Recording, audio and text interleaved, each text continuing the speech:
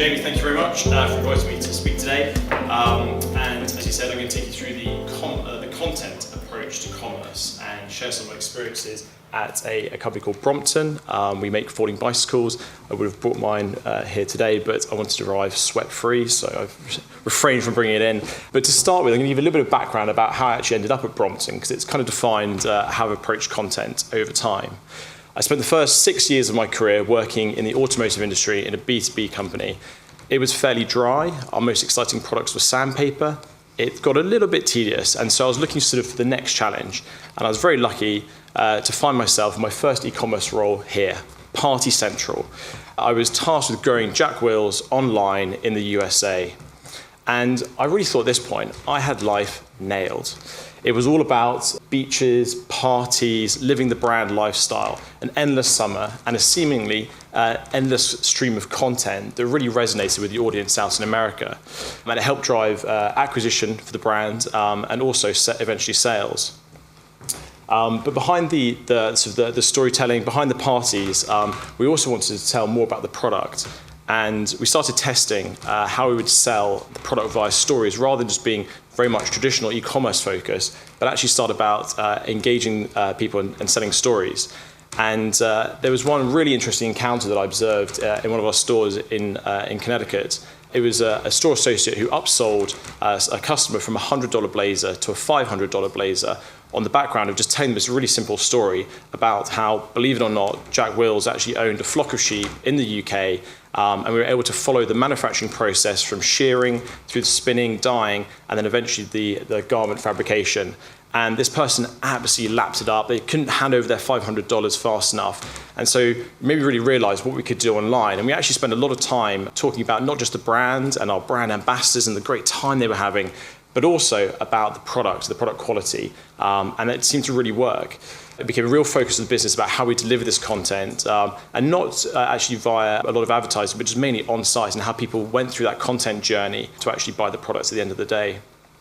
Unfortunately, all good parties must come to an end, and after spending 2 years at Jack Wills, I found myself here, an interesting place, and I took on a much more sort of commercial trading role with the Kuwaiti-based company Al Shire, specifically trading women's underwear online under the Senza brand, a sentence that gets me into trouble quite often when I refer to it. It was a really dynamic trading environment, and we worked closely with stores and our parent company in the USA. However, it soon became pretty apparent that it was really a content void. We were launching new collections every 3 weeks and with no real stories to support them, as the slightly lightweight copy here might show. It really became all about price at the end of the day. There was a lot of online competition, and we were working hard to try and clear through a lot of the stock. So unfortunately, it was really a race to the bottom. The messaging that we could put out was slightly confusing for the customer. We were pushing bundles, we were pushing mix and matches. There were offers, combos, 3 for 5, 5 for 5 at one point, and even a 10 for 10 offer, which was not particularly commercial, but it definitely got some sales through. I sort of got a bit fatigued by this and realized that I really missed the content side of things. I really missed telling those stories. Although there was some depth to what they were trying to do as the brand, they really lacked any substance, a bit like some of the underwear. And so I was approached about a role at a company called Brompton, a British manufacturer. And I tried to find out more about them, and I couldn't find anything really online. There was some sort of hygiene content about sort of legal requirements and how you could get to your nearest store if your product had a problem, but it seemed to be entirely focused on someone who had already bought the product, unlike someone like me who was prospecting the brand, not only to work for them, but also I was thinking about buying a Brompton, as I was a keen commuting cyclist at the time. And so I was really intrigued. So I decided to take the interview, mainly to find out what on earth they were doing, because I just couldn't understand why I couldn't find out more information. This is what I found.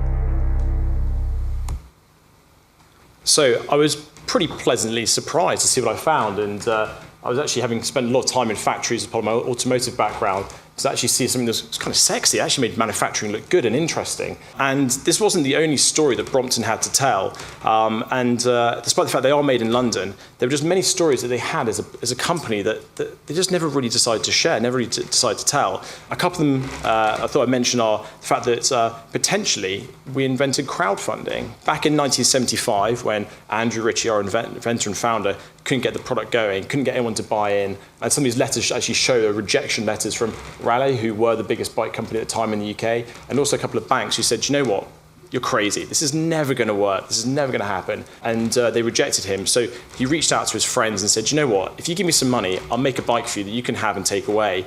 And this is back in 1975. Believe it or not, his friends actually bought into it. He was obviously a good salesman because his friends bought into it and funded the project effectively. They got their bikes and his company started to take shape.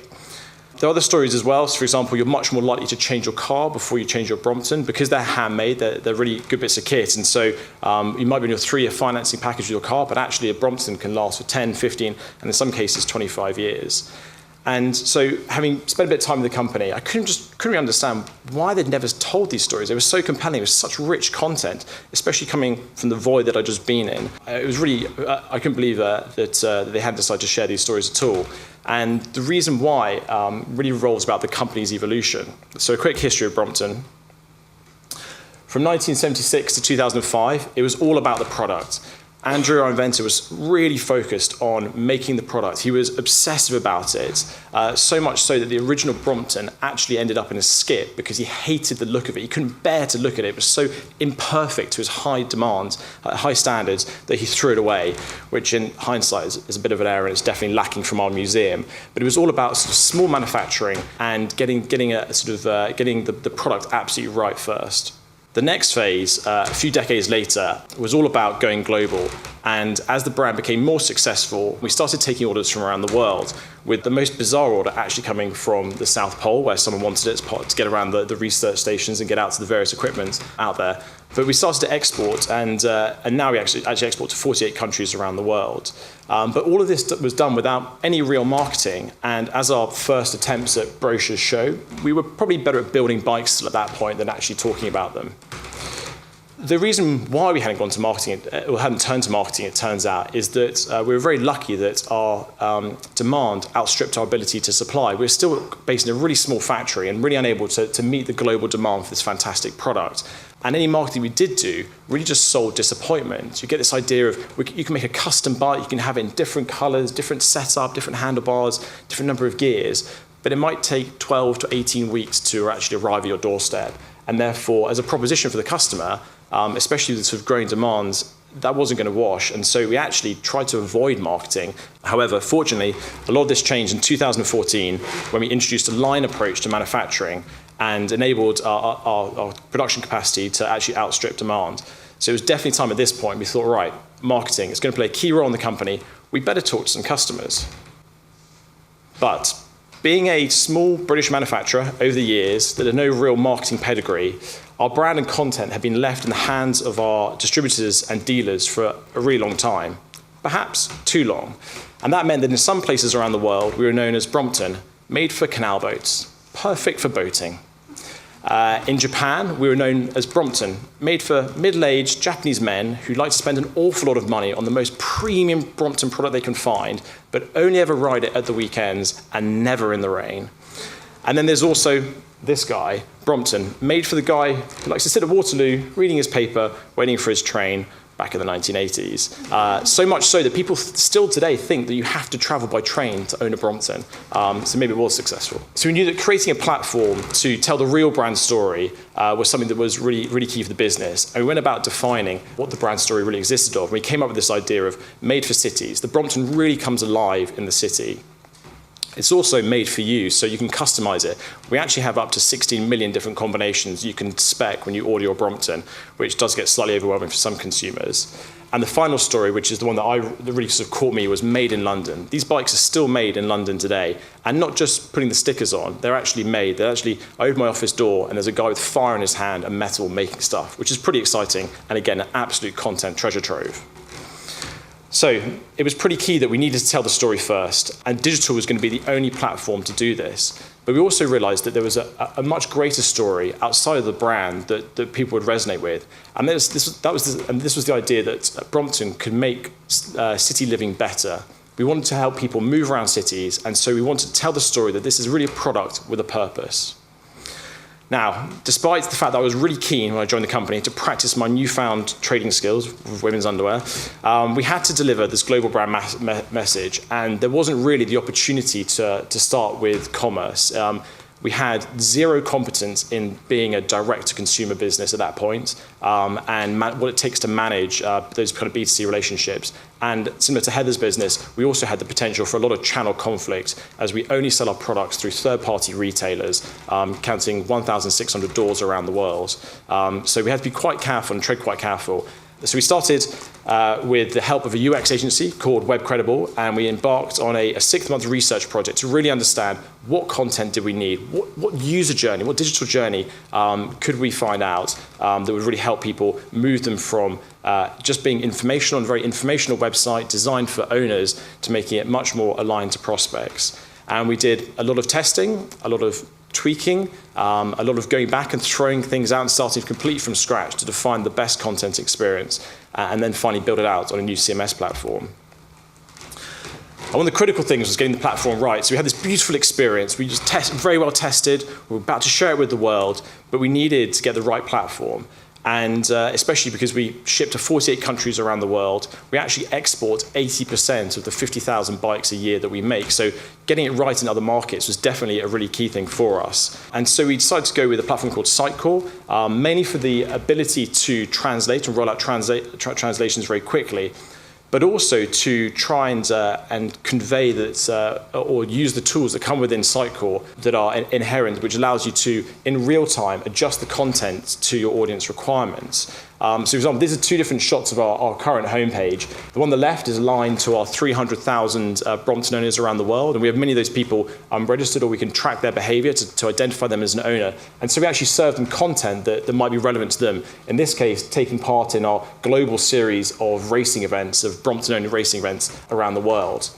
Whereas if you're a new prospect coming to the site for the first time, we probably don't want to give the impression that this is what Brompton ownership is about. And actually, it's much more this sort of idea, this is more day in the life about how potentially, in this case in Berlin, Brompton might benefit you to get around the city. And that's the point where you get to understand the brand in a bit more detail. It's much less daunting. And then hopefully when you buy your Brompton, you get to sort of engage in some of the more quirky sides of Brompton ownership. So one of the things we did realize as we built this lovely content journey out is that we wanted to help transform the business. We wanted to make it much more relevant to consumers, but we couldn't be transactional. And as I think has been mentioned a couple of times before, without having the transaction, without owning the transaction, it can be incredibly difficult to get funding, to get support, and actually to help to invest in the content that's needed to drive transactions. So we went about building a conversion funnel, building this customer experience and trying to align it to some of the key business KPIs. In this case, it was actually really inspired from our time researching and being in store, whereby people would come into store as they do to the website. They browse around, they interact with content, they potentially show a bit of intent as to what they might want to do next. We then actually pushed them to one of our major tools on our website, which is our bike builder. This is the ability that talks you through the various options we have and allows you to build a bike. But most importantly, you can save that bike, you can take it to store and order it, and by doing that, you give us an email address. You've got a bit of an inkling as to who you are at that point. And each year, we get about 75,000 people. For the 50,000 bikes that we actually sell, we get 75,000 people who come online and build a bike. Then there's trial. Again, we don't sell the bikes directly, we don't ship direct to consumers, so we're very much reliant on our partner network and our find a store functionality to drive people into the store. All of our dealers have Bromptons to trial, so we're trying to push people into those stores to get the best experience. They sort of overcome the preconceptions that if it folds, it won't be very strong. Will I look like a clown riding a circus bike? All these kind of things get overcome, hopefully, when they go and visit a store. And through that journey in store, they then also purchase it from one of our third-party retailers. So we actually lose sight of them at that point. But we encourage them to come back and register the bike online once they've purchased it. And we're trying to push this through our dealer network to make sure that we are adding real reasons, real value for people to come back and register. The first one is warranty, and not in kind of the white goodsy, no offense if there's anyone from white goods industry, kind of way where it's extend your warranty for 2 more years, you must register the product with us. But it's much more in a way that we have a bike that we've been developing for the last 40 years, that actually we send out retrofittable upgrades to every 6 months. So by not registering it, by not getting your warranty information, by not communicating with the brand, you're missing out on a bunch of updates that actually make the bike a lot better. I kind of say it's the equivalent of turning off your iOS notifications. Apple send you something better every 6 months, and you do have to kind of pay for it. And with Brompton, we keep on trying to send out new, better products to our consumers to make their bike even better. And then there's the ownership experience, something that we had massively ignored as a company. We were just happy to sell bikes to dealers who sold it on to the customers. And we hadn't really thought about the needs, the wanting of Brompton owners. And if you've ever met a Brompton owner, they like talking about their bike. And they want to talk about it, they want to have a community, they want to have a sense of engagement. And we hadn't catered for this at all in the journey. And so as we started to build this journey out and started to link it to actually an on-site funnel, in this case, help me choose functionality, so guiding the customer through the decision-making process, whittling down 16 million options into the right product for them, and actually getting them through that to a goal where they could then go into a store, feeling a bit more empowered, and having some product knowledge. And bike shops generally can be quite daunting experiences. And so actually going in there, having had the research, feeling quite empowered with the information, really started to show some business results. And as we built this out, we started actually to see the information out across the company. And there was a real job to do actually about educating the company about some of the digital metrics that we talk about. Being a manufacturing company, being engineering based, appropriate for this building, we love data, which is good, which is a good start. To be able to talk about this and show the value of actually pushing people through the funnel was really important. And the critical thing was actually having people register their bikes. At that point, we can match up people who had built bikes via their email address and saved it, and then people actually got on to buy the bike. And there's some really interesting insights that we learned from there. And again, quite similar to Heather's business, we could look at things like the life cycle and the time taken to complete those purchases. But as we grew and we started to push websites out, we ended up with a bit of a content headache. And being a small team and being based in the UK, we realized that we actually had to try and transform a lot of our distributors and third parties who still had some of the websites up there. Here are a few examples. Hopefully you can spot the real one from the imposters in terms of how the brand was being presented online internationally. And by telling our dealers and distributors and the consumer that there was a better experience available, we suddenly had demand from around the world for people to tell the local stories, tell the content. And it became quite a challenge to say no to people that they couldn't have the new website. We were trying to work through a local language translation for them. But also, one of the critical things was we were struggling to generate local content that was relevant for each market. And so we actually turned to social to try and stimulate this for us. And it became a much more cost-effective option than sending a video crew or a photo crew out around the world to our key cities. Again, bear in mind we export 80% of our bikes overseas. So as opposed to sending people out there to take the content for us, we just reached out to our customer base and prospect base. And so we started a series of sort of local content curation. Made for Escaping, which is kind of one of our brand promises. It's not just for the city, you can use it to escape the city. Generated 600 posts and some great content that we could pull into the website for particular markets around the world as part of a live feed. On the other hand, you've got Made for Cities, which is predominantly dominated by Brompton on the hashtag, but it was fantastic to see how people were interpreting Brompton in different areas around the world. And this is content that we packaged up and served out on the website and then also across our own social channels. We became quite lazy, actually, when it comes to social, because we were regramming and reposting and retweeting about 90% of the content because it was so good and so authentic. It was much easier to do that than try and get sort of a staged photo shoot and push that through ourselves. As well as trying to manipulate some of the content locally via social for our own needs, we actually went out there and tried to understand what people were using the bikes for, using bikes for in cities, and then shared that content globally as well through a competition called My Unseen City that ended up being so successful that actually went from an Instagram competition to a physical exhibition that we housed in our own store in the UK. It was featured in Time Out, and so we had about 250 people coming through the door to look at a physical Instagram exhibition, and it was just really a nice testament that the content was that strong, people were prepared to come and look at it offline. So things were progressing nicely, and we were building up this content, being able to localize, and had overcome some of the challenges of operating 6 individual sites around the world. But there was still the one thing lacking. still trying to get closer to a business model whereby we could say we were really contributing, we were really delivering ROI for the business and getting that featured at a board level to generate more funding to extend the experience out to different countries. So we looked at how we could generate value from the content. This is our bike builder, particularly quirky model that I decided to build a couple of days ago. And people doing this actually gave us really good insight into what the potential color demand is by country. Bear in mind that some of our dealers and distributors, especially those out in Asia, are placing orders for product 6 months in advance, then having it shipped out there by sea. So they might have been ordering product that was totally sort of going against the trends or color trends in a particular marketplace. So by taking some of the data from around the world, we're actually able to turn it into value and give that back to our dealers and distributors to allow them to make better buying decisions when it comes to the products.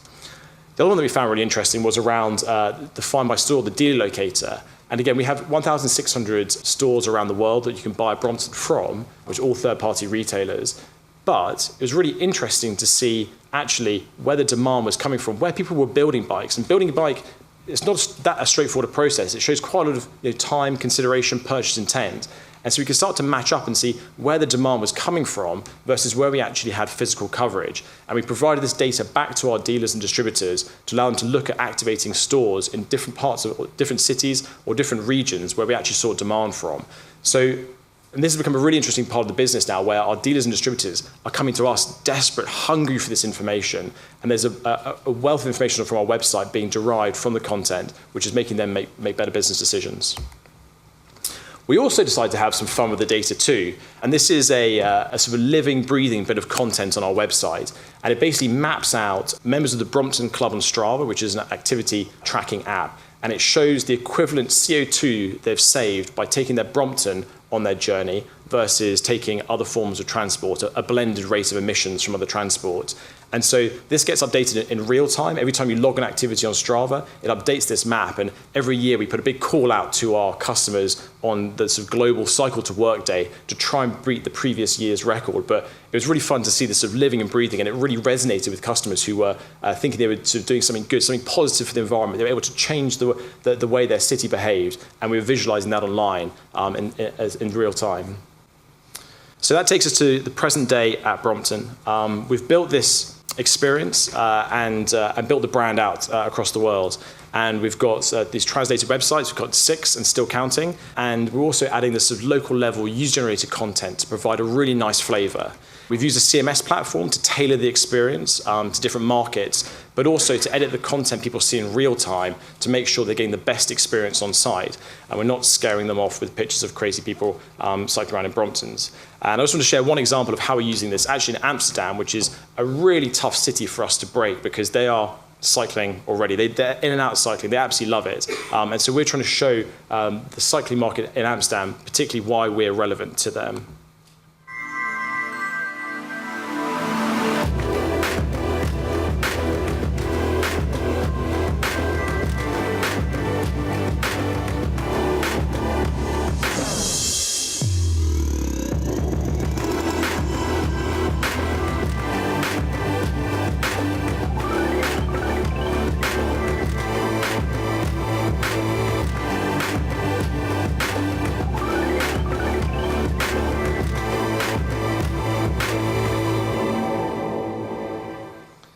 So particularly in Amsterdam, there's this idea of being able to move around the city, being able to interact with the ferry or the tram and different forms of transport, using the product actually way much more for socializing than maybe in the UK and London, where it's much more of a commuter tool. But the most interesting for us was the fact that actually in Amsterdam, you can get your bike stolen, even though there's so many of them. The bike security is a real issue. But also, bizarre enough, you can get your bike locked to other bikes, and then basically other people lock their bikes to that, and you can never get your bike out. So you might lose a bike by having it locked in. So they've got a bike parking problem in Amsterdam. And so some of those shots are around the fact that your Brompton, you keep it with you, you don't have to lock it up and therefore potentially lose it. So of all this, we've developed some really good insights as well to be able to pass on to local markets and help our dealers and distributors. And we've got, again, a really good appreciation now for what content works and how we're driving people through that funnel slowly towards purchase. So it kind of feels like we're probably about time to monetize this. So the good news is, finally, content is coming, and it's been a real challenge to try and drive it through, to get again, another sort of thing I can relate to with heads of business at board level, to understand it. It's daunting, it's scary, it involves potential channel conflicts, it involves being prepared to engage with our consumers. But we're in a position to actually, now having built out this content platform, having really invested in the customer experience, to start to think about actually engaging and selling bikes to customers. We've got this opportunity to monetize the 300,000 people that already own the bike, which is a really nice captive audience to have. And we add 50,000 new owners a year. So making sure those people are engaged with the brand is really, really key to us. We've decided to launch e-commerce with our first product launch for the last 40 years, our first major product launch, which is actually the electric Brompton, which is coming out later this year.